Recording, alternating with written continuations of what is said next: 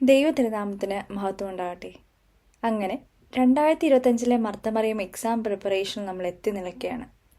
കഴിഞ്ഞ വർഷം എക്സാമിന് പ്രിപ്പയർ ചെയ്യാനും പഠിക്കാനും എക്സാം നല്ല രീതിയിൽ എഴുതി റിസൾട്ട് നേടാനും സാധിച്ചതിന് ഒരു നിമിഷം നമുക്ക് ദൈവത്തെ സ്തുതിക്കാം. കഴിഞ്ഞ വർഷം ക്ലാസ് എടുത്തതിലൂടെ എൻ്റെ ജീവിതത്തിൽ അനുഗ്രഹം ഉണ്ടായി.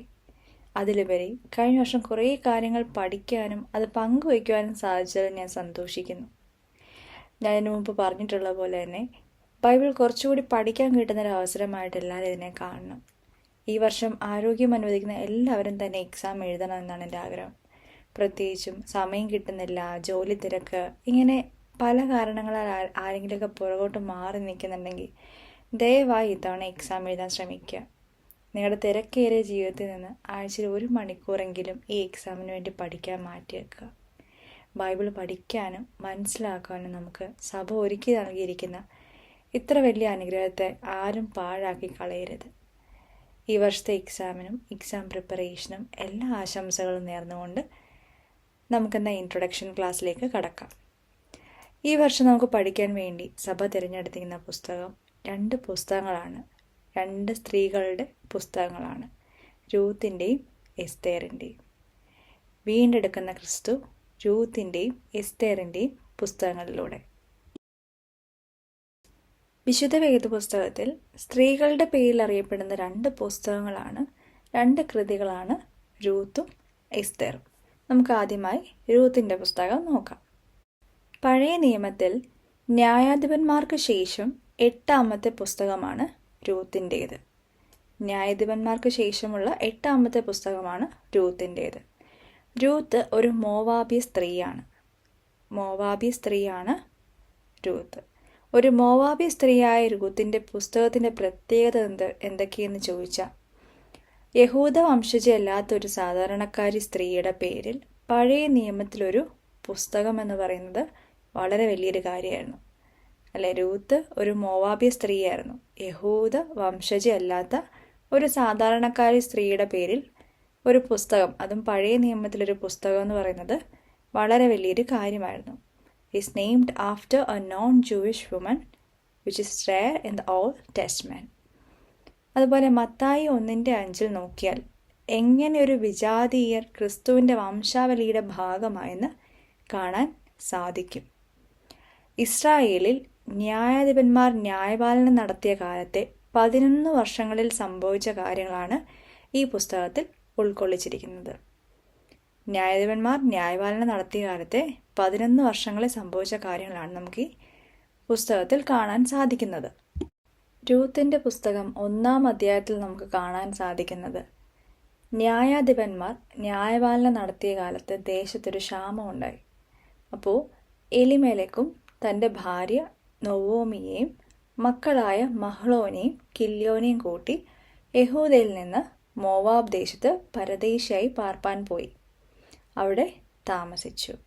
പേരുകളൊക്കെ ഒന്ന് നോക്കി വെക്കുക. എലിമേലെക്ക് ഭാര്യയായ നൊവോമിയെയും മക്കളായ മഹ്ലോനെയും കില്യോനെയും കൂട്ടി യഹൂദയിൽ നിന്ന് മോവാബ് ദേശത്ത് പോയി താമസിച്ചു.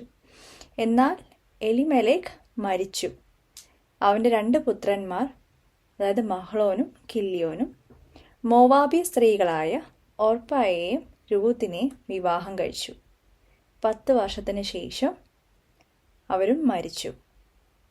നൊവോമി തന്റെ 2 മരുമക്കളോടും താൻ്റെ വീട്ടിലേക്ക് മടങ്ങിപ്പോവാൻ ആവശ്യപ്പെട്ടപ്പോൾ ഒർപ്പ മടങ്ങിപ്പോവുകയും എസ്തേർ അമ്മായിയമ്മയെ വിട്ടുപോവാൻ വിസമ്മതിക്കുകയും അവളോട് പറ്റിച്ചേർന്ന് നിൽക്കുകയും ചെയ്തു. തൻ്റെ ഭർത്താവിൻ്റെ മരണശേഷവും അമ്മായിയമ്മയെ സ്വന്തം അമ്മയായി പരിചരിക്കുകയും അമ്മായിയമ്മയുടെ ദൈവത്തെ സ്നേഹിക്കുകയും ചെയ്തതുവഴി മനുഷ്യനു വേണ്ടി ദൈവം ഒരുക്കിയ രക്ഷാകര ചരിത്രത്തിലും യേശുവിൻ്റെ വംശാവലിയിലും പേര് ചേർക്കപ്പെട്ട ആളാണ് രൂത്ത്. അവിടെ ഒരു ചോദ്യമുണ്ട്, എങ്ങനെയാണ് യേശുവിൻ്റെ വംശാവലിയിൽ രൂത്തിൻ്റെ പേര് ചേർക്കപ്പെട്ടത്? സ്വന്തം ഭർത്താവ് മരിച്ച ശേഷവും അമ്മായിയമ്മയെ വിട്ടു പോവാൻ സമ്മതിക്കാണ്ട് അമ്മായിയമ്മയോട് കൂടി പറ്റിച്ചേർന്ന് നിന്നു. അവളെ പരിചരിക്കുകയും അമ്മായിയമ്മയുടെ ദൈവത്തെ സ്നേഹിക്കുകയും ചെയ്തത് വഴി മനുഷ്യന് വേണ്ടി ദൈവം ഒരുക്കിയ രക്ഷാകര ചരിത്രത്തിലും യേശുവിൻ്റെ വംശാവലിയിലും രൂത്തിൻ്റെ പേര് ചേർക്കപ്പെട്ടു. രൂത്തിൻ്റെ പുസ്തകത്തിൽ 4 അധ്യായങ്ങളാണ് ഉള്ളത്. അതിൽ 1-ാമത്തെ അധ്യായത്തിൽ എന്താണുള്ളത് നമ്മൾ ഓൾറെഡി കഴിഞ്ഞ സ്ലൈഡിൽ പറഞ്ഞു. യഹൂദനായ എലിമേലെക്ക് ഭാര്യയും മക്കളെയും കൂട്ടി മോവാബിൽ വരുന്നത് മുതൽ രൂത്ത് നവോമിയുടെ ദൈവത്തോടും വിശ്വസ്ത പുലർത്തിക്കൊണ്ട് അവളോടൊപ്പം ബേത്ലഹേമിലേക്ക് പോകുന്ന വരെയുള്ള കാര്യങ്ങളാണ് 1-ാം അധ്യായത്തിൽ കാണാൻ സാധിക്കുന്നത്. ഇനി 2-ാം അധ്യായത്തിൽ നോക്കിയാൽ എലിമേലെക്കിൻ്റെ കുടുംബത്തിലെ മഹാധനവാനായ ചാർച്ചക്കാരൻ ബോവസിൻ്റെ വയലിൽ രൂത്ത് കാലാ പെറുക്കുന്നതും രൂത്തും ബോവസും കണ്ടുമുട്ടുന്നതും ബോവസ് കാണിച്ച ദയയെക്കുറിച്ച് രൂത്ത് നവോമിയോട് പറയുകയും ചെയ്യുന്നതാണ് 2-ാം അധ്യായത്തിൽ കാണുന്നത്. 3-ാം അധ്യായത്തിൽ നവോമിയുടെ നിർദ്ദേശപ്രകാരം രൂത്ത് ബോവസിൻ്റെ മെതിക്കളത്തിൽ എത്തുന്നതും ബോവസ് നവോമിക്ക് നൽകുവാൻ കൊടുത്ത സമ്മാനവുമായി രൂത്ത് തിരിച്ച് നവോമിയുടെ അടുക്കൽ എത്തുന്നതുമാണ് കാണുന്നത്. 4-ാം അധ്യായത്തിൽ ബോവസ് വീണ്ടെടുപ്പുകാരനായി മാറുന്നതും രൂത്തിനും ബോവസിനും ഓബേദ് ജനിക്കുന്നതും കാണുന്നുണ്ട്. യേശുവിൻ്റെ വംശാവലിയുടെ ഭാഗമായി ഓബേദിനെ ഉൾപ്പെടുത്തി ദാവീദിൻ്റെ വംശപരമ്പര എടുത്തു കാണിക്കുകയും ചെയ്യുന്നു. ഈ ഒരു ചെറിയ പുസ്തകത്തിലൂടെ വലിയ കാര്യങ്ങളാണ് നമുക്ക് കാണാൻ സാധിക്കുന്നത്. ഭർത്താവ് മരിച്ച് വിധവയായപ്പോഴും രൂത്ത് നവോമിയോടും, അതായത് അമ്മായിമ്മയോടും അവളുടെ ദൈവത്തോടും വിശ്വസ്ത പുലർത്തിക്കൊണ്ട് ഒപ്പം നിൽക്കുകയും മഹാധനവാനായ ബോവസിനെ കണ്ടുമുട്ടുന്നത് വഴി ബോവസ് അവളുടെ വീണ്ടെടുപ്പുകാരനായി മാറുകയും ചെയ്യുന്നു. അവൾ കാലാ പെറുക്കാൻ പോയ വയലിൻ്റെ നാദിയായി അവളെ മാറ്റി. നീതിമാനായ ദൈവം കാലാ പെറുക്കാൻ പോയ വയലിൻ്റെ നാദിയായി രൂത്തിനെ മാറ്റുകയും ചെയ്യുന്ന സംഭവം നമുക്കിവിടെ കാണാൻ സാധിക്കുന്നുണ്ട്. 3 വിധവകളുടെ ചരിത്രത്തിലൂടെ വീണ്ടെടുപ്പിൻ്റെ അനുഭവത്തിലേക്ക് എത്തിച്ചേർന്ന ഒരു മനോഹര ചിത്രമാണ് നമുക്കിവിടെ കാണാൻ സാധിക്കുന്നത്. ജാതികളുടെ ഇടയിൽ നിന്ന് സഭയെ വീണ്ടെടുത്ത ക്രിസ്തുവിൻ്റെ മുൻകുറിയായാണ് ബോവസിനെ നമുക്കിവിടെ കാണുന്നത്. ജാതികളുടെ ഇടയിൽ നിന്ന് സഭയെ വീണ്ടെടുത്ത ക്രിസ്തുവിൻ്റെ മുൻകുറിയായി ബോവസ് ഇവിടെ മാറുന്നു. എങ്ങനെ? കാരണം മോവാബ്യർ ദൈവവിരോധികളാണ്. രൂത്ത് ഒരു മോവാബ്യ സ്ത്രീയായിരുന്നു. രൂത്തിനെ വീണ്ടെടുത്തത് വഴി ജാതികളുടെ ഇടയിൽ നിന്ന് സഭയെ വീണ്ടെടുത്ത ക്രിസ്തുവിൻ്റെ മുൻകുറിയായി ബോവസ് ഇവിടെ മാറുന്നു. ദൈവത്തിൻ്റെ രക്ഷാകര പദ്ധതി സാർവത്രികമാണ്. അവിടെ പുരുഷനും സ്ത്രീയും യവനനും യഹൂദനും പ്രവാസിയും സ്വദേശിയും പരദേശിയും അങ്ങനെ ഒരു വ്യത്യാസവും ഇല്ല. എല്ലാവരും ദൈവത്തിനു മുമ്പാകെ ഒന്നാണ്. ഇവിടെ എന്താ കാണാൻ സാധിക്കുന്നത്? ദൈവത്തിൻ്റെ രക്ഷാകര പദ്ധതി സാർവത്രികമാണ്. ദൈവത്തിൻ്റെ മുമ്പിൽ എല്ലാവരും ഒന്നാണ്, വ്യത്യസ്തരായിട്ട് ആരുമില്ല. ഇനി എസ്തേറിൻ്റെ പുസ്തകം നോക്കാം. എസ്തേർ ഒരു യഹൂദ സ്ത്രീയാണ്.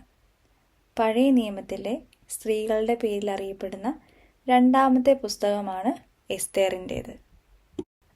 എസ്തേർ ഒരു യഹൂദ സ്ത്രീയാണ്. പഴയ നിയമത്തിലെ ഒരു സ്ത്രീയുടെ പേരിൽ അറിയപ്പെടുന്ന 2-ാമത്തെ പുസ്തകമാണ് എസ്തേറിൻ്റേത്. പഴയ നിയമത്തിലെ ഒരു സ്ത്രീയുടെ പേരിൽ അറിയപ്പെടുന്ന 2-ാമത്തെ പുസ്തകമാണ് എസ്തേറിൻ്റേത്. അതുപോലെ തന്നെ എബ്രായ വേദപുസ്തകത്തിലും ക്രൈസ്തവരുടെ പഴയ നിയമത്തിലും കാണുന്ന ഗ്രന്ഥങ്ങളിൽ ഒന്നാണ് എസ്തേറിൻ്റെ പുസ്തകം. എബ്രായ വേദപുസ്തകത്തിലും ക്രൈസ്തവരുടെ പഴയ നിയമത്തിലും. എബ്രായ വേദപുസ്തകത്തിൽ ദൈവത്തെക്കുറിച്ച് വ്യക്തമായി പരാമർശിക്കാത്ത ഒരു പുസ്തകമാണ് എസ്തേറിൻ്റെ പുസ്തകം. God's name is never mentioned. എസ്തേറിൻ്റെ പുസ്തകത്തിൻ്റെ വേറൊരു പ്രത്യേകത എന്താണെന്ന് വെച്ചാൽ എബ്രായ വേദപുസ്തകത്തിൽ ദൈവത്തെക്കുറിച്ച് വ്യക്തമായി പരാമർശിക്കാത്ത പുസ്തകമാണ് എസ്തേറിൻ്റെ പുസ്തകം. Also it explains origin of the Jewish festival Purim. Purim എന്ന പേരിൽ അറിയപ്പെടുന്ന യഹൂദ ആഘോഷത്തിന് പിന്നിലുള്ള കഥയും നമുക്ക് ഈ പുസ്തകത്തിലൂടെ കാണാൻ സാധിക്കുന്നുണ്ട്. പൂരീം തിരുനാളിലെ സായാഹ്നത്തിലും അടുത്ത പ്രഭാതത്തിലുമാണ് ഈ പുസ്തകത്തിലെ സമ്പൂർണ്ണ പാഠം യഹൂദർ ഉറക്കെ വായിക്കുന്നത്. അങ്ങനൊരു പതിവ് ഉണ്ടായിരുന്നു. എപ്പോഴൊക്കെയാണ് വായിക്കുന്നത്? പൂരീം തിരുനാളിലെ ഈവനിങ്ങിലും അടുത്ത പ്രഭാതത്തിലും ഈ പുസ്തകത്തിലെ സമ്പൂർണ്ണ പാഠം യഹൂദർ ഉറക്കെ വായിക്കുന്ന പതിവുണ്ടായിരുന്നു. ജൂതന്മാരുടെ ഉത്സവത്തിൻ്റെ, അതായത് പൂരീം ഉത്സവത്തിൻ്റെ കേന്ദ്ര ബിന്ദു എന്ന് പറയുന്നത് എസ്തേറിൻ്റെ പുസ്തകമാണ്. ഈ പുസ്തകത്തിൻ്റെ കൈയെഴുത്ത് ചുരുളിൽ നിന്ന് 2 തവണ സുനഗോഗിൽ ഉച്ചത്തിൽ വായിക്കുന്നുണ്ട്, 2 വട്ടം. അഹശ്വരോഷ് രാജാവിൻ്റെ ഭരണകാലത്താണ് ഈ പുസ്തകത്തിലെ സംഭവങ്ങളൊക്കെ തന്നെയും നടന്നിട്ടുള്ളത്. This story speaks about a conspiracy that would have resulted was diverted through the timely intervention of Persian queen of Jewish descent. യഹൂദർക്കെതിരെ നടക്കാനിരുന്ന വംശഹത്യയുടെ അപകടത്തിൽ നിന്ന് സ്വന്തം വംശത്തിൽപ്പെട്ട എസ്തേർ രാജ്ഞിയുടെ ഇടപെടൽ വഴി യഹൂദരെ രക്ഷപ്പെടുത്തുന്നതിൻ്റെ കഥയാണ് ഇതിൻ്റെ ഉള്ളടക്കം എന്ന് പറയുന്നത്. ഈ പുസ്തകത്തിൻ്റെ കഥയുടെ ഉള്ളടക്കം എന്ന് പറയുന്നത്, അതായത് യഹൂദന്മാർക്ക് എതിരെ നടക്കാനിരുന്ന ഒരു വലിയ അപകടം, ഒരു വംശഹത്യ അപകടത്തിൽ നിന്ന് എസ്തേർ രാജ്ഞിയുടെ ഇടപെടൽ വഴി സ്വന്തം വംശത്തിൽപ്പെട്ട ആൾക്കാരെ രക്ഷപ്പെടുത്തുന്നതിൻ്റെ ഒരു കഥയാണ് ഈ പുസ്തകത്തിൻ്റെ ഉള്ളടക്കം എന്ന് പറയുന്നത്. ഇതിൽ കൂടി ഒരു ജനതയുടെ വീണ്ടെടുപ്പാണ് നമുക്ക് കാണാൻ സാധിക്കുന്നത്. ഒരു ജനതയുടെ വീണ്ടെടുപ്പാണ് നമുക്ക് ഈ പുസ്തകത്തിൽ കാണാൻ സാധിക്കുന്നത്. ഈ പുസ്തകത്തിൻ്റെ 1-2 അധ്യായങ്ങളിൽ ഒരു ആമുഖവും 3 മുതൽ 9-19 വരെയുള്ള അധ്യായങ്ങളിൽ പ്രധാന പരിവർത്തനം അല്ലെങ്കിൽ ഉണ്ടാകുന്ന സങ്കീർണതയും അതിൻ്റെ പരിഹാരങ്ങളും, അതുപോലെ 9-20, 10-3 ഒരു ഉപസംഹാരമാണ് നമുക്ക് കാണാൻ സാധിക്കുന്നത്. ഇനി അതുപോലെ തന്നെ അഹശ്വരോഷ് രാജാവ് സർക്സീസ് 1 ആണെന്ന് അനുമാനിച്ചാൽ ഈ സംഭവങ്ങൾ നടക്കുന്നത് ഏകദേശം BC 482-483 വർഷങ്ങൾ മുതൽ BC 473 വരെയാണെന്നാണ് പറയപ്പെടുന്നത്. ഏതൊക്കെ സമയത്താണ്? Like BC 482-483 to BC 473. BC 482-483 വർഷങ്ങൾ മുതൽ BC 473 വരെയാണ്. ഇതിൻ്റെ historical confirmation is from Jewish historian Josephus, Jewish commentary Esther Rabba, അതുപോലെ തന്നെ സുറിയാനി സഭാപിതാവായ ബാർ എബ്രായ എന്നിവരുടെ എഴുത്തുകളിൽ നിന്നാണ്. അപ്പം നമ്മൾ പറഞ്ഞത് അഹശ്വരോഷ് രാജാവ് അല്ലെങ്കിൽ സർക്സീസ് 1 സമയത്താണ് ഇത് സംഭവിക്കുന്നത്. അതായത് ഏകദേശം BC 482 മുതൽ BC 473 വരെയുള്ള സമയത്താണ്. ഇതിൻ്റെ ഒരു ഹിസ്റ്റോറിക്കൽ കൺഫർമേഷൻ നമുക്ക് കാണാൻ സാധിക്കുന്നത് ജോസിഫസ്, അതുപോലെ ജൂവിഷ് കമൻട്രി എസ്തേർ റബ്ബ, അതുപോലെ സുറിയാനി സഭാപിതാവായ ബാർ എബ്രായ എന്നിവരുടെ എഴുത്തുകളിൽ നിന്നാണ് കാണാൻ സാധിക്കുന്നത്. ഇനി കാനോണിക്കൽ പ്ലേസ്മെൻറ്റ് നോക്കിയാൽ in the Hebrew Bible Esther is the last of the 24 books in the Canon. അതായത് എബ്രായ വേദപുസ്തകത്തിൽ 24 പുസ്തകങ്ങളിൽ അവസാനത്തേതാണ് എസ്തറിൻ്റെ പുസ്തകം. 1-ാം പേർഷ്യൻ സാമ്രാജ്യത്തിലെ പഴയ നിയമ പാരമ്പര്യത്തിൽ യഹൂദ മഹാസഭയിലെ സന്യാസിമാർ പ്രഖ്യാപിച്ച എബ്രായ ബൈബിളിലെ 24 പുസ്തകങ്ങളിൽ അവസാനത്തേതാണ് മെഗില്ലറ്റ് എസ്തർ.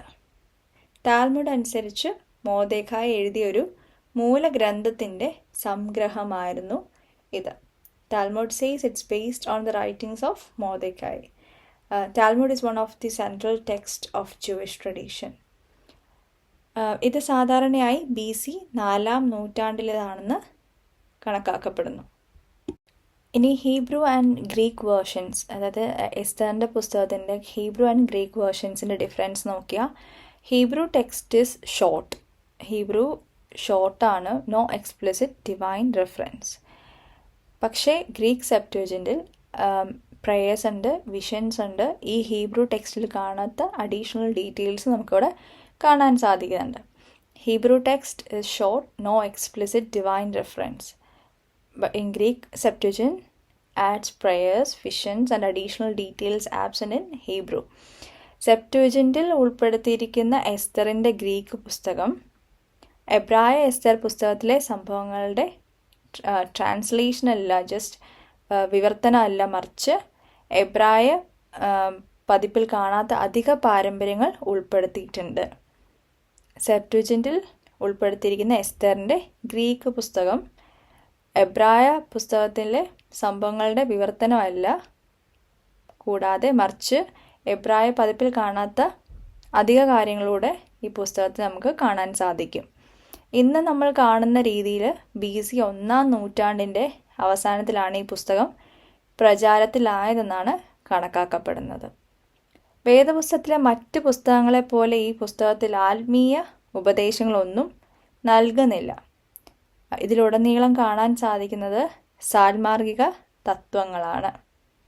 അതായത് ബാക്കിയുള്ള പുസ്തകങ്ങളെപ്പോലെ ആത്മീയ ഉപദേശങ്ങളൊന്നുമില്ല, പക്ഷെ കാണാൻ സാധിക്കുന്ന എന്താണ്? സാൽമാർഗിക തത്വങ്ങളാണ്. ഈ പുസ്തകത്തിലെ കാതലായ തത്വം എന്ന് പറയുന്നത് നിന്റെ സഹോദരനെ സ്നേഹിക്കുക, നിന്റെ ശത്രുവിനെ ദ്വേഷിക്കുക. അപ്പോൾ ഈ പുസ്തകത്തിൻ്റെ എസ്തറിൻ്റെ പുസ്തകത്തിൻ്റെ കാതലായ തത്വം എന്ന് പറയുന്നത് നിന്റെ സഹോദരനെ സ്നേഹിക്കുക, നിന്റെ ശത്രുവിനെ ദ്വേഷിക്കുക. ഈ പുസ്തകം എന്താണ് ഓർമ്മപ്പെടുത്തുന്നതെന്ന് ചോദിച്ചാൽ, when the basic foundations of a community face the threat of destruction, individuals in the community must be prepared to sacrifice themselves to protect and build it up. അതായത് ഒരു സമൂഹത്തിൻ്റെ, ഒരു കമ്മ്യൂണിറ്റിയുടെ അടിസ്ഥാനങ്ങൾ അല്ലെങ്കിൽ ഫൗണ്ടേഷൻ അപകടത്തിലാകുമ്പോൾ അതിലെ വ്യക്തികൾ സ്വയം സാക്രിഫൈസ് ചെയ്ത് അതിൻ്റെ വളർച്ചയ്ക്ക് വേണ്ടി ഒരുങ്ങണം എന്നുള്ളതാണ് നമുക്ക് ഈ പുസ്തകത്തിൽ കാണാൻ സാധിക്കുന്നത്. അപ്പോൾ ഇതാണ് എസ്തറിൻ്റെ പുസ്തകത്തിന് ഒരു ഇൻട്രൊഡക്ഷൻ എന്ന് പറയുന്നത്. ഈ രണ്ട് സ്ത്രീകളുടെ പുസ്തകങ്ങളും രണ്ട് വ്യത്യസ്ത ചരിത്ര പശ്ചാത്തലങ്ങളുള്ളതാണ്. അതുപോലെ രണ്ട് വ്യത്യസ്ത സാംസ്കാരിക പശ്ചാത്തലങ്ങളിൽ നിന്നുള്ള രണ്ട് സ്ത്രീകളെയാണ് അവതരിപ്പിക്കുന്നത്. പക്ഷെ എന്നിരുന്നാലും ഇരുവരും ദൈവത്തിൻ്റെ കരുതലിൻ്റെയും വിശ്വസ്തതയാലും ബന്ധപ്പെട്ടിരിക്കുന്നു. ഇരുവരും ദൈവത്തോടുള്ള തങ്ങളുടെ ഭക്തിയും വിശ്വസ്തതയും അവരവരുടെ സ്വന്തം ജീവിതത്തിലൂടെ വ്യക്തമാക്കിയവരാണ്, അല്ലേ? ഇപ്പം രൂത്തിൻ്റെ കാര്യം നോക്കിയാൽ രൂത്ത് വിശ്വസ്തതയോടുകൂടെ നിന്നു, ബോവസ് വീണ്ടെടുപ്പുകാരനായി. അതുപോലെ എസ്തറിൻ്റെ കാര്യം നോക്കുകയാണെങ്കിൽ സ്വന്തം ജനത്തിൻ്റെ വീണ്ടെടുപ്പിന് കാരണക്കാരിയായി. അപ്പം ഇവരുടെ രണ്ടുപേരുടെയും ദൈവത്തോടുള്ള ഭക്തിയും വിശ്വസ്തതയുമാണ് അവരവരുടെ ജീവിതത്തിലൂടെ വ്യക്തമാക്കിയത്. ഇവിടെ അതുപോലെ നമുക്ക് മനസ്സിലാക്കാൻ കഴിയുന്ന വേറൊരു കാര്യം എന്തായിരുന്നു? ഇത് ദൈവത്തിൻ്റെ രക്ഷാകര പദ്ധതി സാർവത്രികമാണ്. അതുപോലെ തന്നെ എസ്തറിൻ്റെ പുസ്തകത്തിൽ ദൈവത്തിനെക്കുറിച്ച് പരാമർശിക്കുന്നില്ല, എന്നാൽ പോലും ദൈവത്തിൻ്റെ പ്രവർത്തനം അവിടെ വ്യക്തമാണ്. സോ ഇതാണ് നമ്മളുടെ ഇൻട്രൊഡക്ഷൻ ചാപ്റ്റർ. നമ്മുടെ രൂത്തിൻ്റെയും എസ്തറിൻ്റെയും പുസ്തകത്തിൻ്റെ ഒരു ഇൻട്രൊഡക്ഷനാണ് നമ്മളിന്ന് നോക്കിയത്. ഇനി വരുന്ന ക്ലാസ്സുകളിൽ നമുക്ക് ഡീറ്റെയിൽഡായിട്ട് പഠിക്കാം. Thank you.